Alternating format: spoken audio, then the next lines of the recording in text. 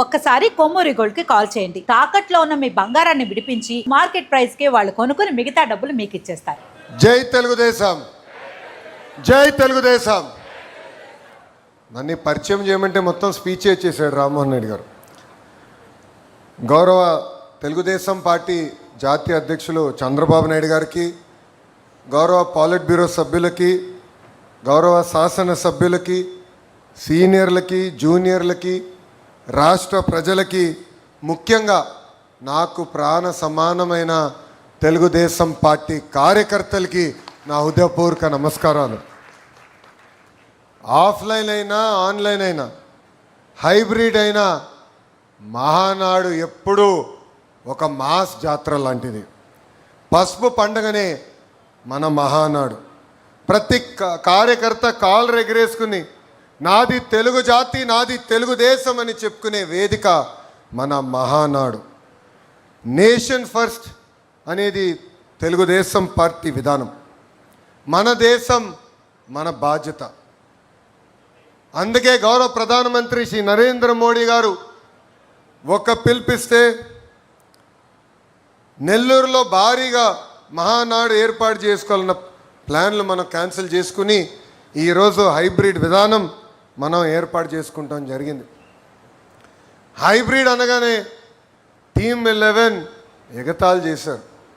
ఆ టీమ్ 11కి ఒకటే చెప్తున్నా, ముందు బ్యాటింగ్ చేసే బాధ్యత మా పసుపు సైన్యానిది. విశ్వవిఖ్యాత నడసార్వభౌమ స్వర్గశ్రీ నందమూరి తారక రామారావు గారు దేశానికే ఒక లెజెండ్. తెలుగువారి ఆత్మగౌరవం ఎన్టీఆర్, తెలుగువారి పౌరుషం మన ఎన్టీఆర్. సినిమాలో కానీ రాజకీయాల్లో కానీ ఆయన ఏనాడు ట్రెండ్ ఫాలో చేయలేదు. ఒక ట్రెండ్ సెటర్ మన ఎన్టీఆర్. ఆయన రికార్డు బద్దలు కొట్టడం ఎవడి వల్ల సాధ్యం కాదు. దేశానికే సంక్షేమం పరిచయం చేసిన వ్యక్తి మన ఎన్టీఆర్. సమాజమే దేవాలయం, ప్రజలే మన దేవుళ్ళు అని చెప్పి మనకు ఒక దిశ నిర్దేశం ఇచ్చిన వ్యక్తి మన ఎన్టీఆర్.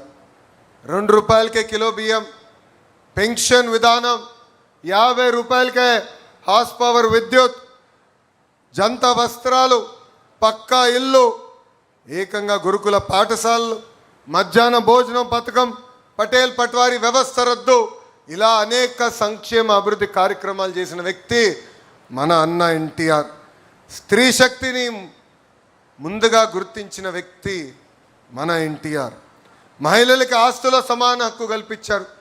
మహిళలకు పెద్ద ఎత్తున చదువుకోవాలని భారతదేశంలోనే తొలి మహిళా విశ్వవిద్యాలయం కూడా ఏర్పాటు చేసిన వ్యక్తి మన ఎన్టీఆర్. ఇంకా మహిళలు కూడా రాజకీయాలకు ప్రోత్సహించి రిజర్వేషన్ కూడా ఇచ్చిన వ్యక్తి మన ఎన్టీఆర్. ప్రపంచంలో ఎక్కడికి వెళ్ళినా 3 అక్షరాల పేరు చెప్తే తెలుగు జాతి ఆనందపడుతుంది, తెలుగు జాతికి గుర్తింపు వచ్చింది. ఆ 3 అక్షరాలు ఏంటి? సిబిఎన్.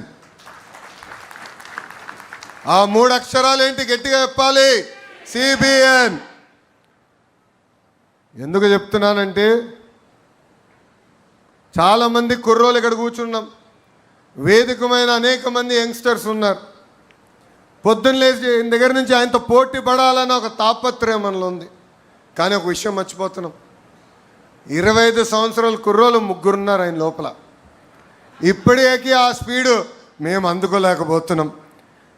ఇప్పటికీ ఆయన స్పీడు జెట్ స్పీడ్. గతంలో కియా తీసుకొస్తే ఇప్పుడు ఫైటర్ జెట్స్ తీసుకొచ్చిన వ్యక్తి. అప్పుడు ఐటీ అంటే ఇప్పుడు ఏఐ, అప్పుడు హైటెక్ సిటీ అంటే ఇప్పుడు క్వాంటమ్ వ్యాలీ, అప్పుడు సైబరాబాద్ అంటే ఇప్పుడు అమరావతి రూపశిల్పి మన నాయకుడు సిబిఎన్.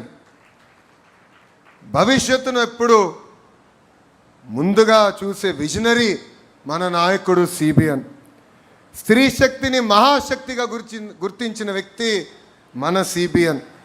మహిళలకు విద్యా ఉపాధి అవకాశంలో 33% రిజర్వేషన్ అందించిన వ్యక్తి మన సిబిఎన్. డ్వాక్రా సంఘాల ద్వారా మహిళలకి ఆర్థిక స్వాతంత్రం కూడా కల్పించిన వ్యక్తి మన సిబిఎన్. తన తల్లి పడిన కష్టాలు గుర్తించి మహిళలు కష్టాలు పడకూడదని దీపం పథకం ద్వారా ఉచితంగా గ్యాస్ కనెక్షన్ కూడా అందించిన వ్యక్తి మన సిబిఎన్. మహిళల్ని బస్ కండక్టర్లుగా బస్సు డ్రైవర్లుగా కూడా నియమించిన వ్యక్తి మన సిబిఎన్. దేశంలోనే తొలి స్పీకర్గా ప్రతిమా భారతి గారిని కూడా నియమించిన గొప్ప వ్యక్తి మన సిబిఎన్. ఎవడైనా మహిళల జోలికి వస్తే తోలు తీస్తానని చెప్పిన వ్యక్తి కూడా మన సిబిఎన్. ఈ మధ్యన చూస్తున్నాం మహిళల జోలికి వెళ్తే ఏమవుతుందని. అర్థమైందా రాజా? తెలుగుదేశం పార్టీలో కార్యకర్తలే అధినేత. 2019 నుంచి 24 వరకు అనేక కష్టాలు మన కార్యకర్తలు ఎదుర్కొన్నారు. బయటికి రాకుండా తాళగట్టిన రోజులు, ఒక పోరాటం చేస్తే దొంగ కేసులు పెట్టిన రోజులు. ఏకంగా మీ లోకేష్ పైన 23 కేసులు పెట్టారు. వేదిక మీద నాయకులందరి పైన కేసులు పెట్టారు. కానీ ఆనాడే చెప్పాం, మాట తప్పం మడిమ తిప్పాం, మేము తగ్గేదే లేదని ముందరికి నడిచాం.